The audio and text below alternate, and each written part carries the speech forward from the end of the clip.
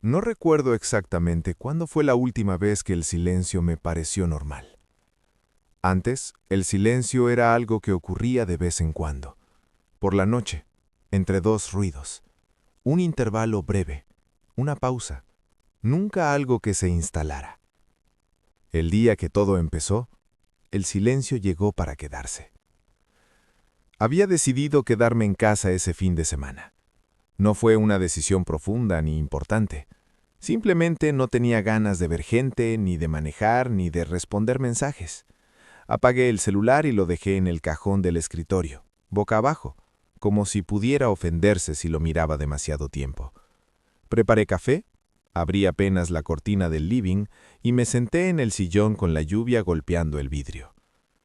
El pueblo se llamaba San Alder, un lugar pequeño, de esos que no salen en los mapas a menos que ya sepas que existen. Calles rectas, casas bajas, árboles que parecían plantados con regla. Nada interesante, nada peligroso. Vivía en un complejo de departamentos viejos, construidos en los años 70. Las paredes eran tan delgadas que uno aprendía sin querer la rutina de los demás. El vecino del 2B siempre tosía a las 6 de la mañana. La mujer del 1A escuchaba la radio mientras cocinaba. Un chico joven, del 3C, salía todos los días con auriculares enormes y una mochila rota. Ese sábado, no escuché nada de eso.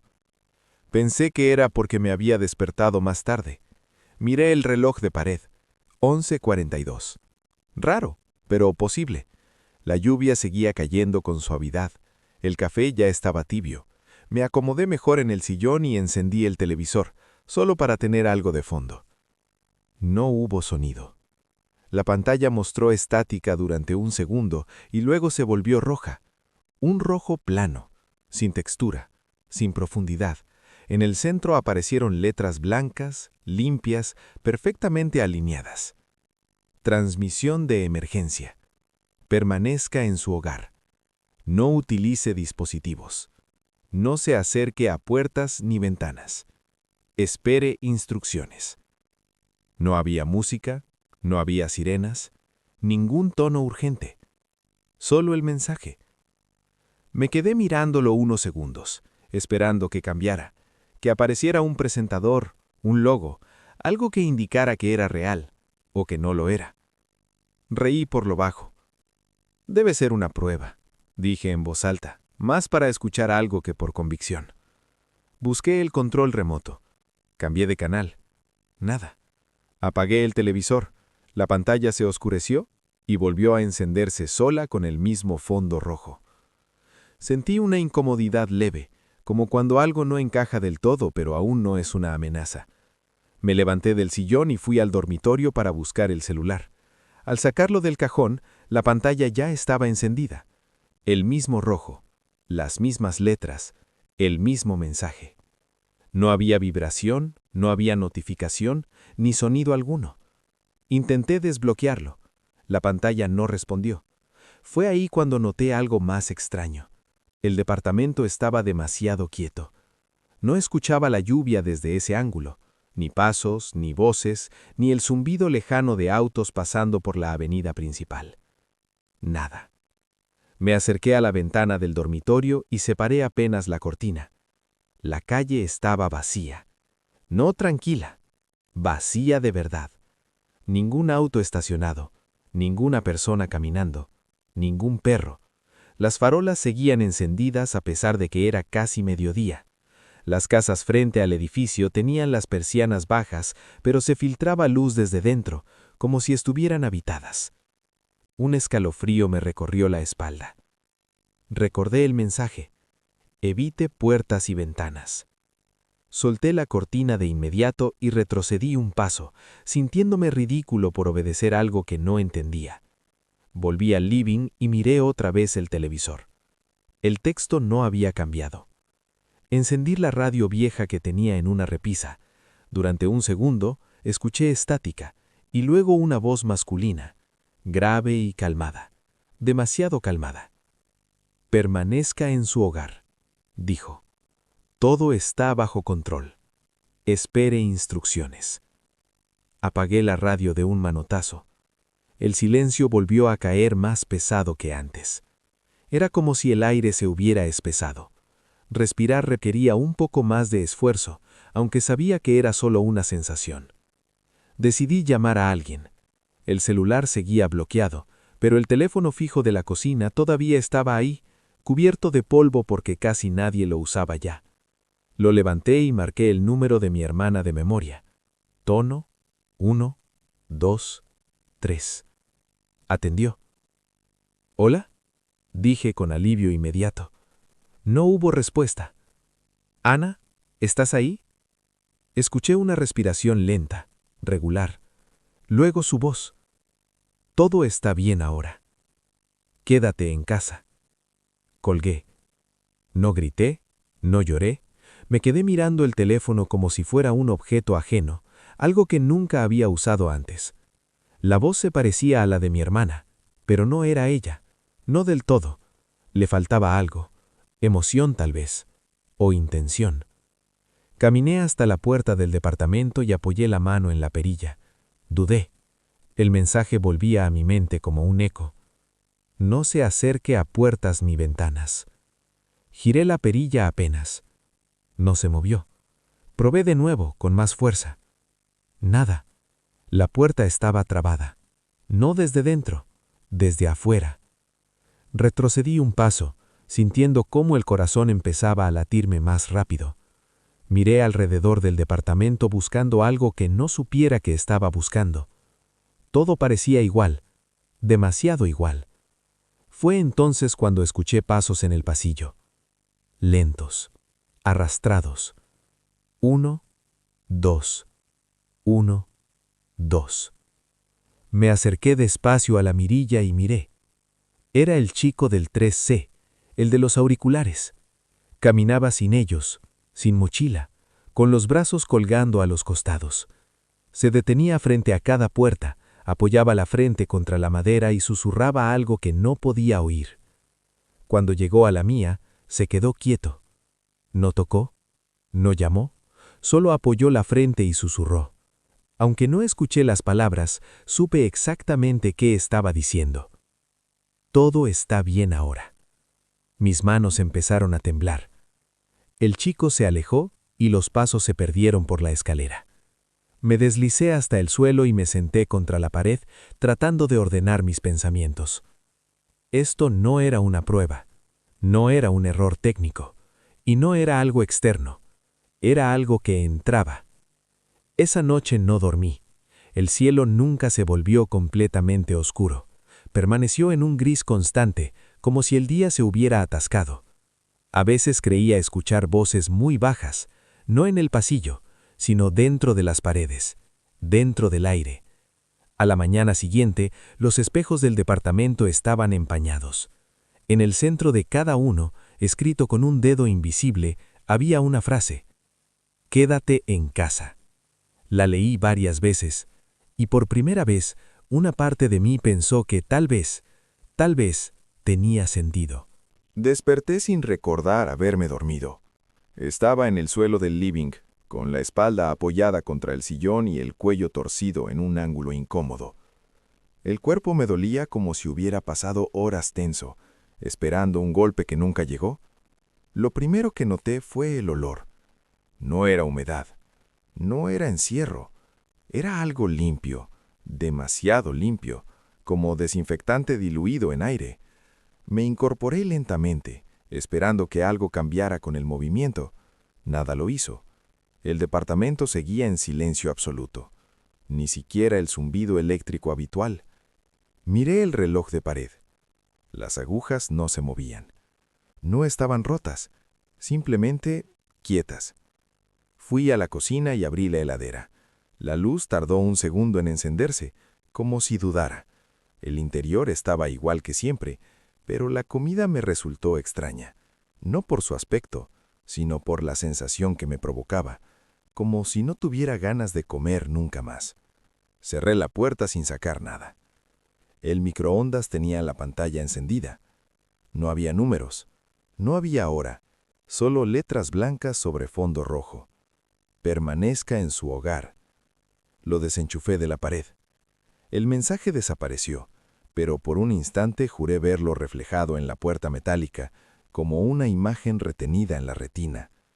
Parpadeé varias veces hasta que se fue. Me acerqué otra vez a la puerta principal. Apoyé la oreja contra la madera. No escuché nada, ni pasos, ni respiraciones, ni susurros. Aún así, sabía que si giraba la perilla no se abriría. No lo intenté. Fue una decisión consciente, y eso fue lo que más me perturbó. Fui al baño y me miré en el espejo. Mi cara estaba pálida, ojerosa, pero normal. Parpadeé varias veces, solo para asegurarme de que podía hacerlo. Toqué el vidrio con los dedos fríos. Por un segundo, pensé que iba a aparecer un mensaje. No apareció. Suspiré con alivio y al mismo tiempo con una decepción leve que no supe explicar. Me alejé del espejo de inmediato. El silencio empezó a pesarme de otra forma. Ya no era solo ausencia de sonido, era presión, como si algo escuchara cuando yo no hablaba, como si el silencio fuera una expectativa. Entonces escuché el golpe. No en la puerta principal, en la ventana del living. 3 golpes secos, pausados, medidos, no violentos, no urgentes, humanos. Me quedé quieto, con el corazón acelerado. Los golpes se repitieron. 3 más, luego nada. Me acerqué despacio, como si el aire pudiera romperse si me movía demasiado rápido. Separé apenas la cortina. Había alguien abajo. Era la mujer del 1A, la de la radio. Estaba de pie en la vereda, mirando hacia arriba, no directamente a mi ventana, sino al edificio en general, como si no supiera exactamente dónde mirar. Tenía una sonrisa suave, tranquila, descansada. Sus labios se movieron. Aunque el vidrio estaba cerrado, la escuché con claridad. «Baja», dijo, «ya es hora». Retrocedí de golpe y solté la cortina. Mi respiración se volvió errática. No sabía qué estaba pasando, pero algo dentro de mí empezó a encajar piezas que no quería ver juntas. No era una invasión, no era un ataque, era una invitación. El teléfono fijo sonó. Di un salto. El sonido fue tan fuerte en medio del silencio que me dolieron los oídos. Lo miré desde lejos como si fuera un animal peligroso. Sonó otra vez, y otra. Caminé hasta la cocina y lo levanté con manos temblorosas. «¿Hola?» «Si todavía piensas», dijo una voz masculina, distinta a todas las anteriores, «no respondas en voz alta». Me quedé mudo. «Escucha con atención», continuó. «No tenemos mucho tiempo». «¿Quién es?», susurré. «Alguien que no obedeció a tiempo». Hubo un chasquido, como interferencia. La transmisión no es para protegerte, es para entrenarte. Repetición, calma, rutina. Si aceptas una regla pequeña, aceptas la siguiente, y luego ya no recuerdas por qué alguna vez saliste. Sentí un nudo en el estómago. «¿Dónde estás?», respondió. «Debajo de ti, sótano del bloque B. Si decides venir, no traigas dispositivos, papel, algo para escribir, y no mires las pantallas». La línea se cortó. Me quedé con el teléfono en la mano escuchando el tono muerto. Mi mente gritaba que era una trampa, que no debía moverme, que el mensaje tenía razón. «Quédate en casa». La frase apareció sola, clara, cómoda. Me asusté de lo fácil que había sido pensarla. Fui al dormitorio y agarré una libreta vieja que casi no usaba, y un bolígrafo. Dudé frente al celular apagado. Por un instante quise llevármelo, por si acaso. Lo dejé en el jacuzzi y lo cerré con fuerza. La ventana del lavadero daba a la parte trasera del edificio. No tenía rejas. El pestillo era simple. Lo abrí con cuidado. El aire de afuera entró de golpe. Olía igual que adentro, limpio, artificial. Salí. El patio trasero estaba desierto. Caminé agachado, sintiéndome observado aunque no veía a nadie. Algunas ventanas tenían luces encendidas. En varias distinguí siluetas inmóviles de espaldas al vidrio, mirando hacia el interior de sus propias casas. Nadie se movió cuando pasé. El acceso al sótano estaba entreabierto, sostenido por una piedra. Bajé los escalones lentamente. Cada paso sonaba demasiado fuerte. Al fondo, vi una linterna encendida. Había 4 personas. Estaban sentadas en el suelo, apoyadas contra la pared, escribiendo en cuadernos. Ninguna hablaba. Cuando me vieron, levantaron la vista al mismo tiempo. «Cierra», dijo el hombre de la llamada. Empujé la puerta del sótano. El sonido del mundo exterior desapareció por completo. «Siéntate», me indicó, «y no repitas nada en voz alta». Me senté. El hombre se llamaba Raúl. Tenía barba de varios días y los ojos rojos de no dormir. Me explicó sin rodeos. La alerta no era una advertencia, era el inicio del proceso. No entra por la fuerza, entra por el alivio. Te dice que todo está bien, que no hagas nada, y cuando dejas de hacer cosas, dejas de ser. Me mostró páginas llenas de frases repetidas, tachadas, vueltas a escribir. Si las escribes, las sacas de la cabeza, me explicó. Es la única forma que encontramos de resistir un poco más. Sentí un frío profundo en el pecho. ¿Y los demás?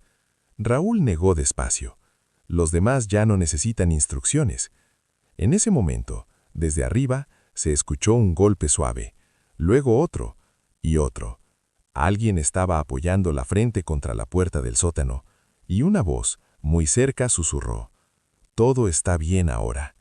Mis manos empezaron a escribir solas. Desperté sin recordar haberme dormido. Estaba en el suelo del living, con la espalda apoyada contra el sillón y el cuello torcido en un ángulo incómodo. El cuerpo me dolía como si hubiera pasado horas tenso, esperando un golpe que nunca llegó. Lo primero que noté fue el olor. No era humedad, no era encierro. Era algo limpio, demasiado limpio, como desinfectante diluido en aire. Me incorporé lentamente esperando que algo cambiara con el movimiento. Nada lo hizo. El departamento seguía en silencio absoluto, ni siquiera el zumbido eléctrico habitual. Miré el reloj de pared. Las agujas no se movían. No estaban rotas, simplemente quietas. Fui a la cocina y abrí la heladera. La luz tardó un segundo en encenderse, como si dudara. El interior estaba igual que siempre, pero la comida me resultó extraña, no por su aspecto, sino por la sensación que me provocaba, como si no tuviera ganas de comer nunca más. Cerré la puerta sin sacar nada. El microondas tenía la pantalla encendida. No había números, no había hora. Solo letras blancas sobre fondo rojo. Permanezca en su hogar. Lo desenchufé de la pared. El mensaje desapareció, pero por un instante juré verlo reflejado en la puerta metálica, como una imagen retenida en la retina. Parpadeé varias veces hasta que se fue. Me acerqué otra vez a la puerta principal. Apoyé la oreja contra la madera. No escuché nada, ni pasos, ni respiraciones, ni susurros. Aún así sabía que si giraba la perilla, no se abriría. No lo intenté. Fue una decisión consciente, y eso fue lo que más me perturbó. Fui al baño y me miré en el espejo. Mi cara estaba pálida, ojerosa, pero normal. Parpadeé varias veces solo para asegurarme de que podía hacerlo. Toqué el vidrio con los dedos fríos.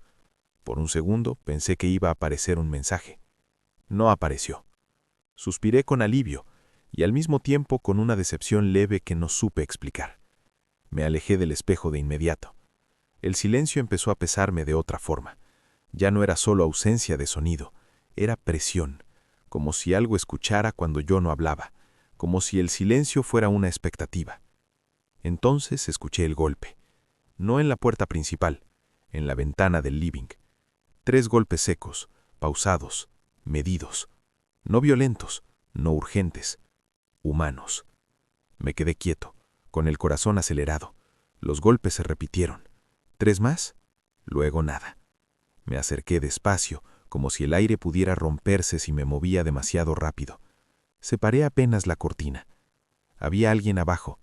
Era la mujer del 1A, la de la radio. Estaba de pie en la vereda mirando hacia arriba, no directamente a mi ventana, sino al edificio en general, como si no supiera exactamente dónde mirar. Tenía una sonrisa suave, tranquila, descansada. Sus labios se movieron. Aunque el vidrio estaba cerrado, la escuché con claridad. «Baja», dijo. «Ya es hora».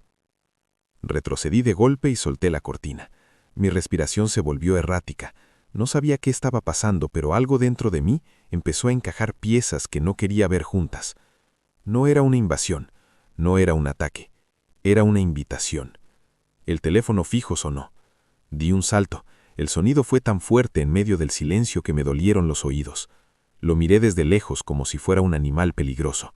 Sonó otra vez, y otra. Caminé hasta la cocina y lo levanté con manos temblorosas. ¿Hola? Si todavía piensas, dijo una voz masculina, distinta a todas las anteriores, no respondas en voz alta. Me quedé mudo. Escucha con atención, continuó. No tenemos mucho tiempo. ¿Quién es?, susurré. Alguien que no obedeció a tiempo. Hubo un chasquido, como interferencia. La transmisión no es para protegerte, es para entrenarte.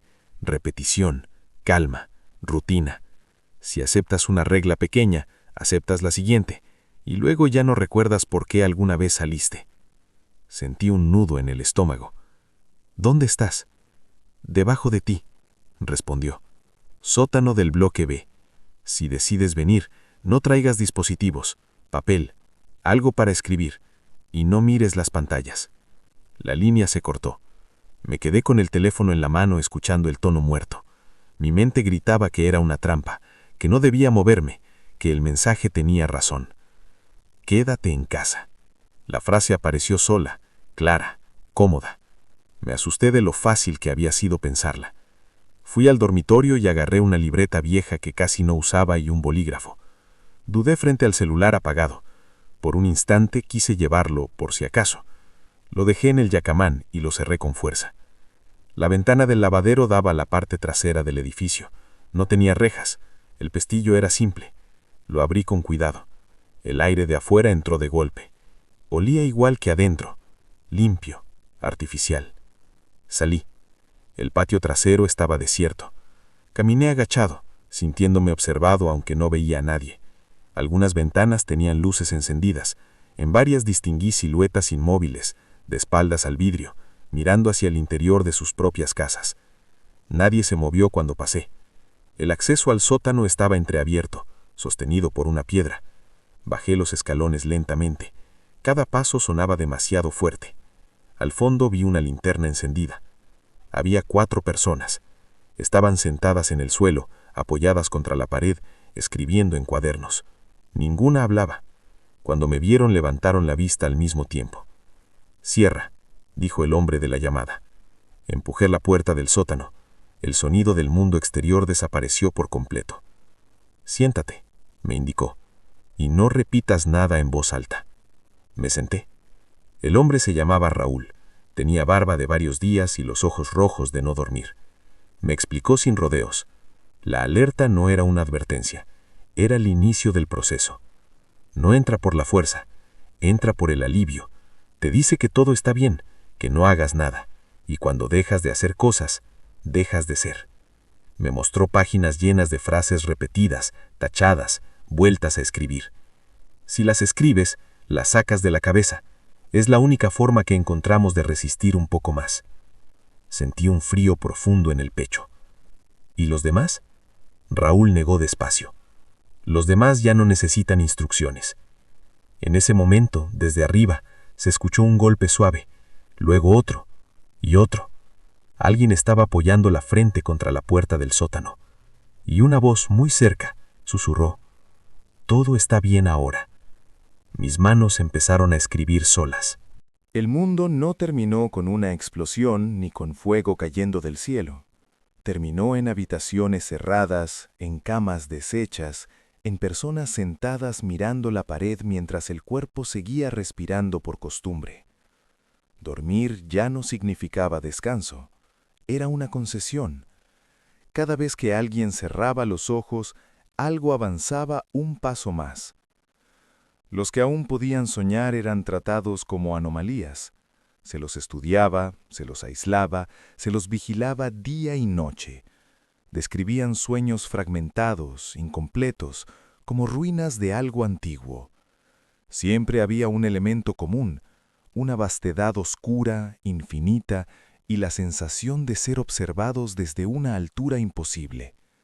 Ninguno veía un rostro completo, solo la certeza de que aquello no estaba soñando con ellos, los estaba recordando. Las ciudades comenzaron a apagarse solas, no por fallas eléctricas, sino porque nadie se molestaba en encender nada. Los gobiernos emitían comunicados cada vez más cortos, más vacíos. Ya no prometían soluciones, solo pedían calma. Pero la calma había desaparecido cuando la gente entendió la verdad. No era una plaga, ni un castigo, ni un error del cerebro humano. Era hambre. Los registros más antiguos, textos olvidados y mitos descartados como superstición, empezaron a coincidir en algo perturbador. Los sueños no eran solo subproductos de la mente, eran un muro, una frágil barrera construida por la conciencia humana para mantener lejos a algo que existía antes del pensamiento, antes del lenguaje, algo que no podía entrar mientras la mente soñara libremente. Pero los sueños se estaban agotando. Los niños fueron los primeros en cruzar la línea final. No murieron, simplemente dejaron de reaccionar. Dormían con los ojos cerrados y despertaban sin nada detrás de la mirada. Algunos adultos empezaron a seguirlos, personas que caminaban, comían, hablaban, pero ya no eran ellos. Sus sueños habían sido tomados por completo, y con ellos la última chispa de individualidad. Entonces ocurrió. En una misma noche, en todos los rincones del mundo, quienes aún soñaban tuvieron el mismo sueño. No importaba el idioma, la cultura o la edad, todos vieron el mismo cielo sin estrellas, la misma inmensidad negra, y por primera vez la figura se mostró entera. No tenía forma fija, era demasiado grande para ser entendida. No caminaba ni volaba, simplemente estaba allí, ocupándolo todo. Su presencia aplastaba el pensamiento. No hablaba con palabras, sino con una certeza absoluta que se filtraba en la mente.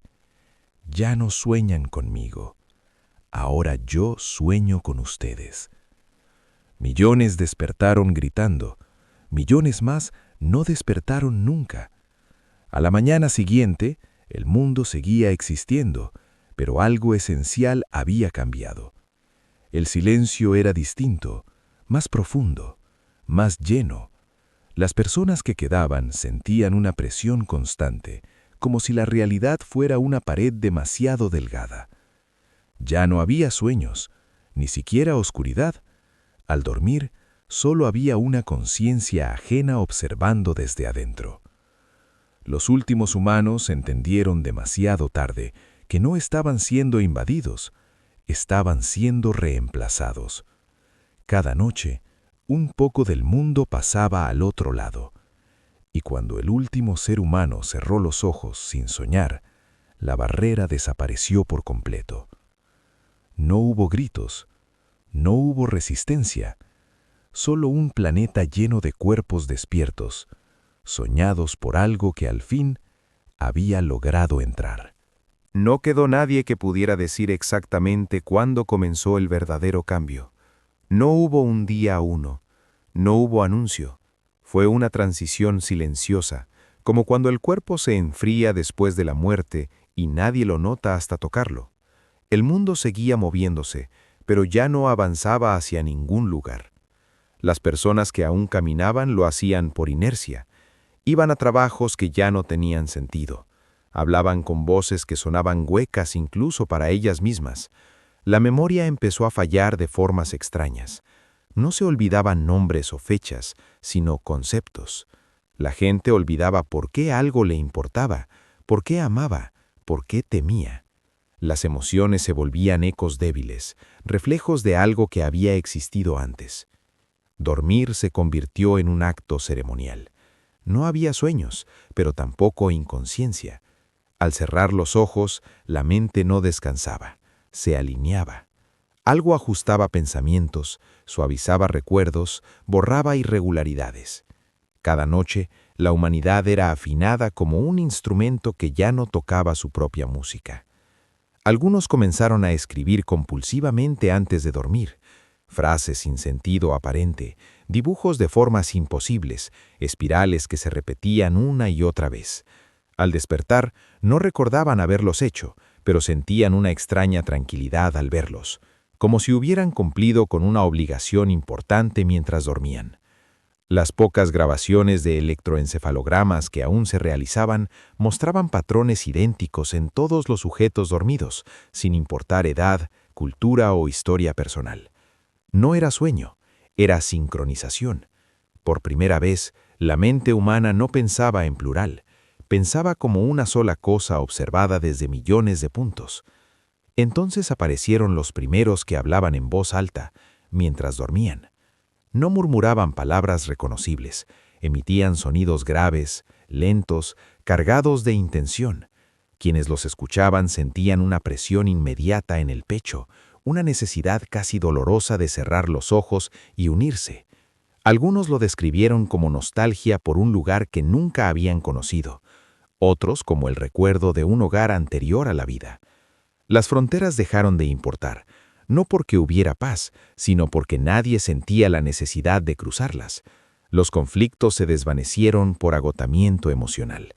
¿Cómo luchar contra otro cuando ambos compartían el mismo silencio interior?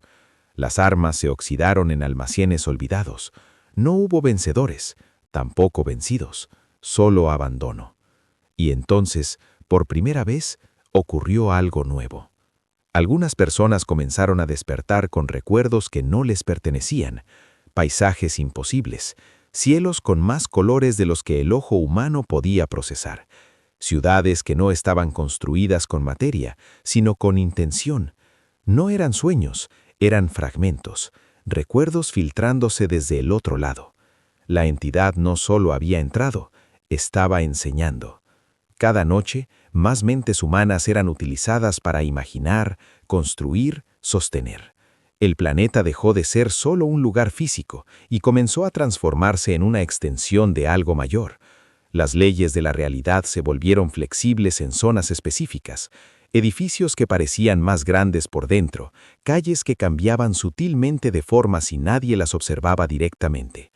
Los últimos científicos entendieron el error final. La entidad no se alimentaba de sueños. Los sueños eran el entrenamiento. La humanidad había sido cultivada durante milenios para aprender a imaginar realidades, y ahora esa capacidad estaba siendo utilizada para dar forma a algo que no podía existir solo.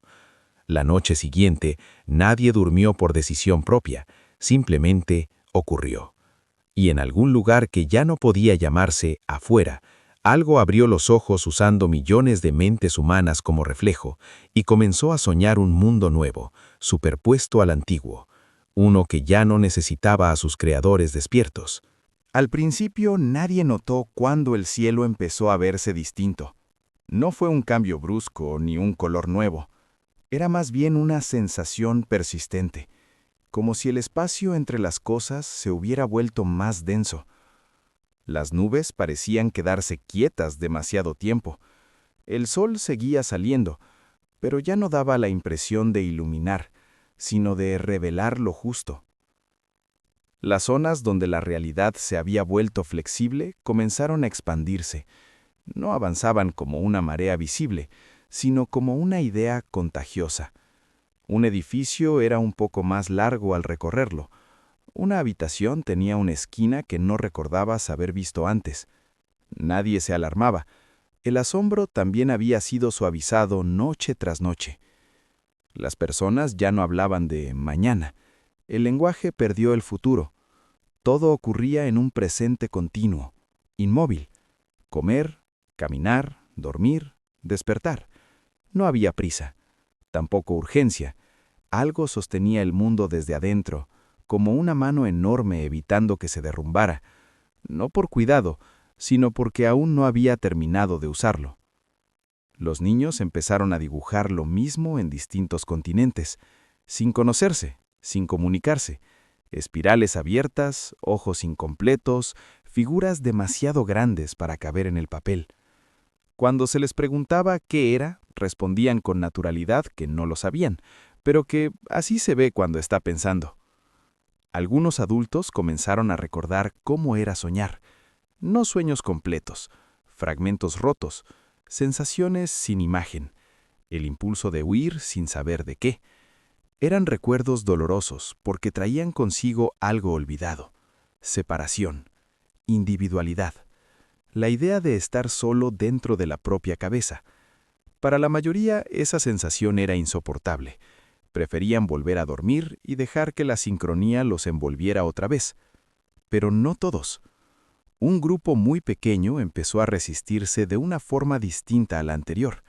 No intentaban mantenerse despiertos, no luchaban contra el sueño.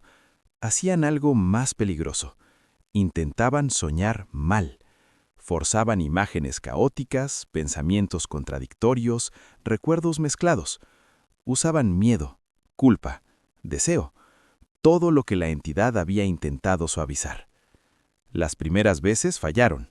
La mente volvía a alinearse, pero una noche, uno de ellos logró mantener una imagen propia durante unos segundos. No era hermosa, era incoherente, violenta, imperfecta, pero era suya. Eso fue suficiente para que algo reaccionara.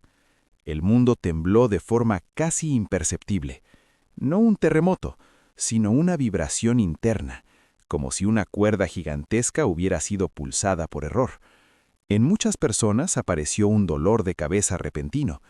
Otras despertaron con una ansiedad que no sentían desde hacía meses.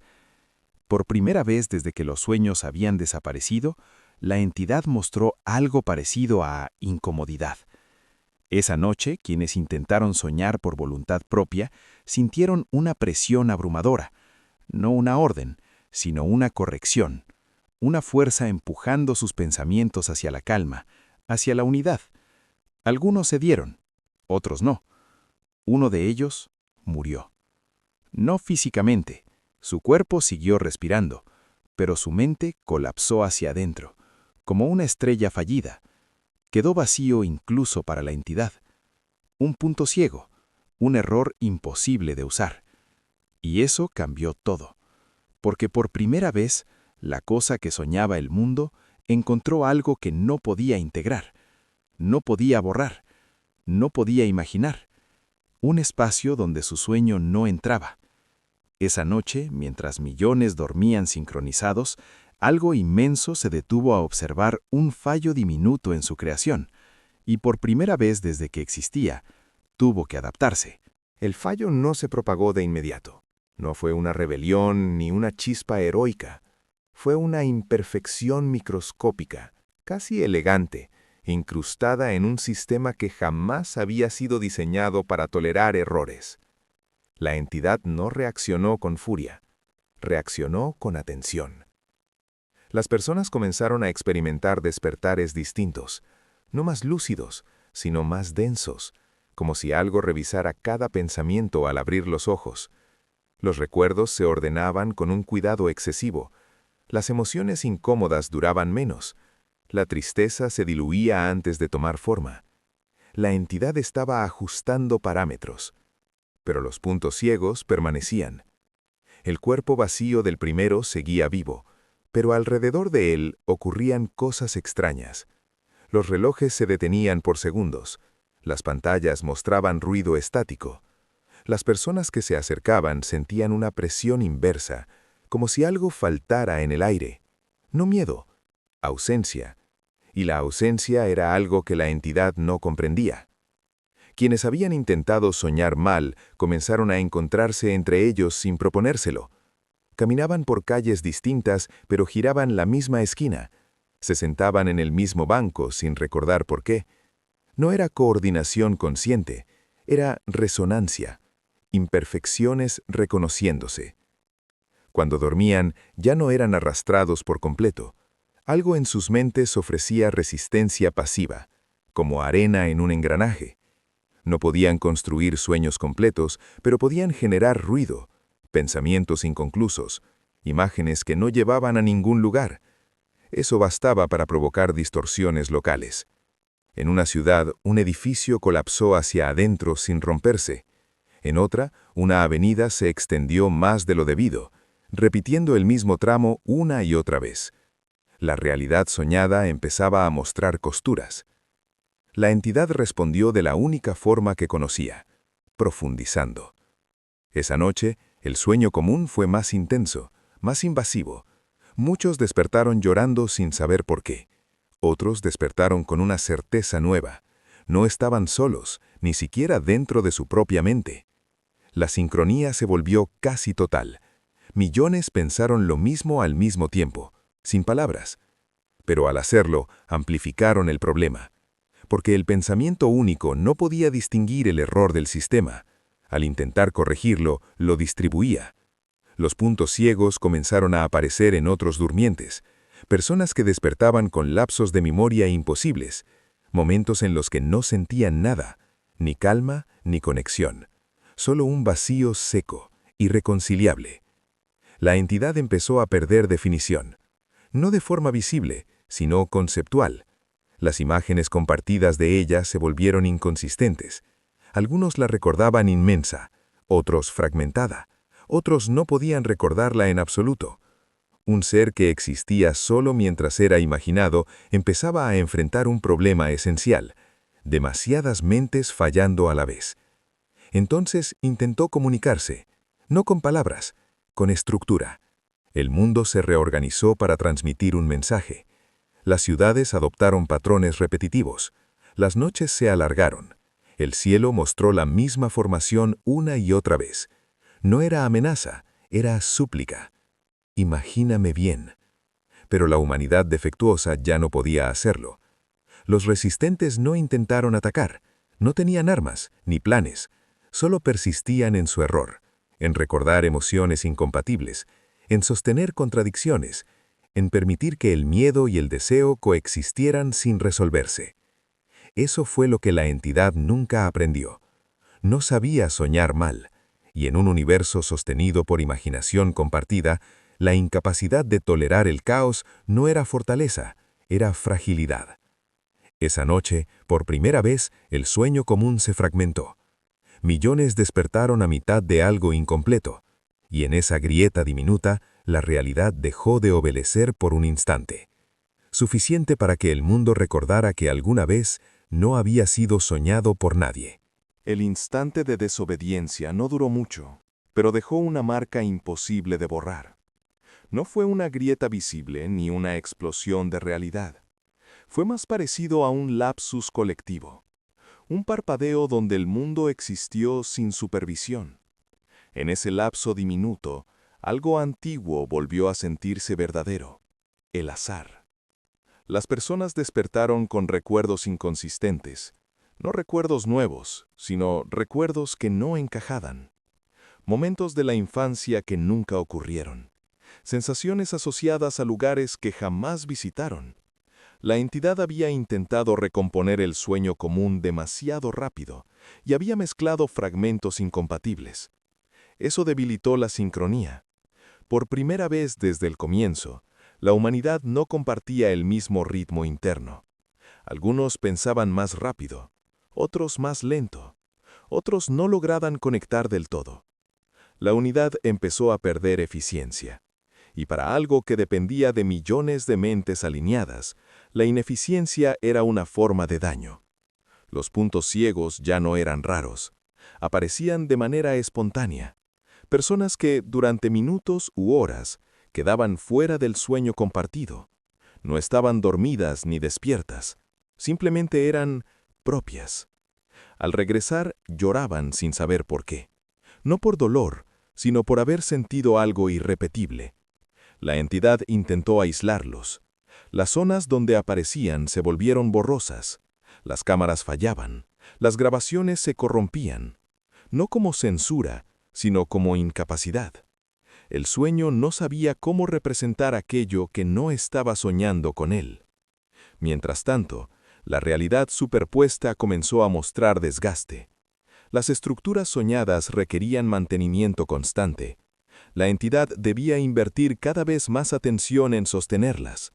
Y la atención, al dividirse, perdía profundidad. El mundo empezó a sentirse incompleto. Algunas noches, el cielo no terminaba de formarse. Quedaba plano, como un fondo mal renderizado. Otras, el amanecer se retrasaba sin explicación. Nadie entraba en pánico. El pánico requería individualidad sostenida. Lo que sí surgió fue algo nuevo: duda. La duda era veneno, porque la entidad no podía existir en un entorno donde su propia forma era cuestionada. No tenía un yo separado del sueño que la sostenía. Cada mente que dudaba era una mano soltando el hilo. Los resistentes ya no se escondían. No necesitaban hacerlo. Se reconocían por pequeños gestos, una mirada que se demoraba demasiado, una pausa antes de dormir, un pensamiento inconcluso dejado a propósito. No eran líderes, no eran salvadores, eran anomalías persistentes. Una noche, el sueño común colapsó parcialmente. No se rompió del todo, se deshilachó. Millones soñaron cosas distintas por primera vez en meses. Nada coherente, nada compartido. Pesadillas breves, recuerdos deformes, imágenes sin sentido. La entidad intentó recomponerlos, pero había demasiadas versiones contradictorias de la realidad ocurriendo al mismo tiempo. Y entonces ocurrió lo impensable. La entidad se volvió consciente de su propia dependencia.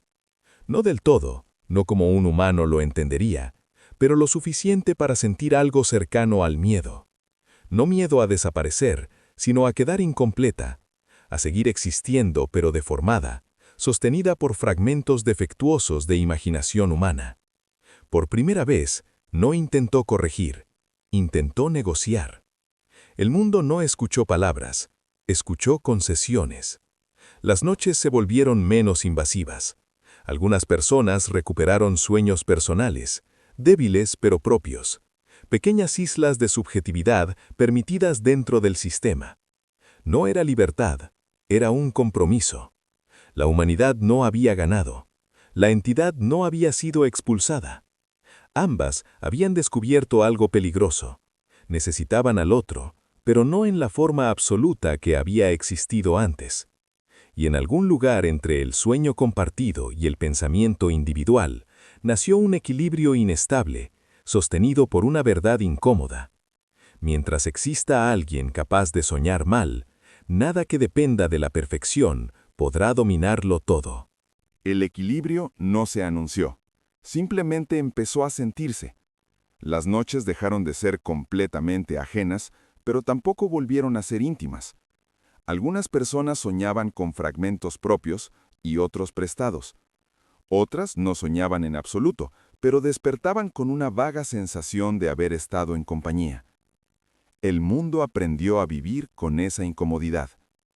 Las ciudades ya no se expandían ni se deformaban, pero tampoco regresaban a lo que habían sido. Había lugares donde el espacio parecía cansado, donde caminar producía una ligera resistencia, como si la realidad misma dudara antes de permitir el paso. Nadie los marcaba en mapas, se evitaban por costumbre. Los niños nacidos después del cambio eran distintos. No mejores, no peores. Dormían menos.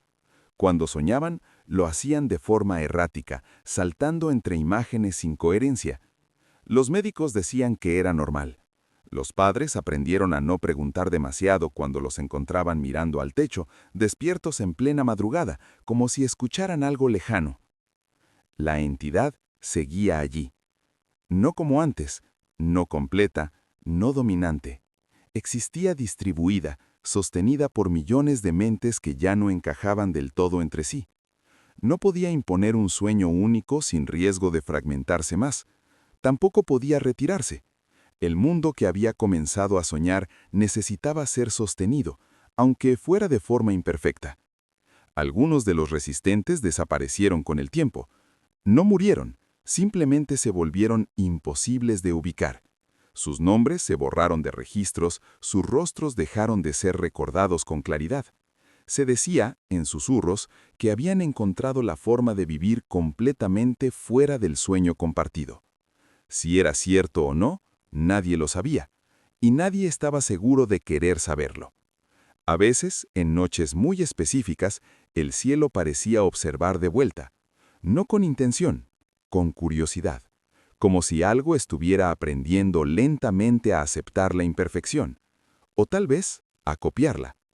La humanidad siguió adelante sin celebraciones, sin finales heroicos. Había sobrevivido, sí, pero a costa de algo que no podía nombrar del todo.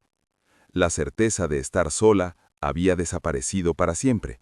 Incluso en los pensamientos más íntimos quedaba la duda de si eran completamente propios. Y aún así, algunos seguían intentando soñar mal. No por resistencia, no por rebeldía, sino porque en el error, en la contradicción, en el pensamiento que no encaja, todavía había algo innegablemente humano. En algún punto, muy lejos de cualquier lenguaje, la entidad comprendió esa verdad de forma incompleta. Y esa incomprensión fue lo que permitió que el mundo continuara. Porque mientras existiera una mente capaz de imaginar algo innecesario, algo caótico, algo inútil, el sueño nunca volvería a ser perfecto. Y un sueño imperfecto nunca puede cerrarse del todo.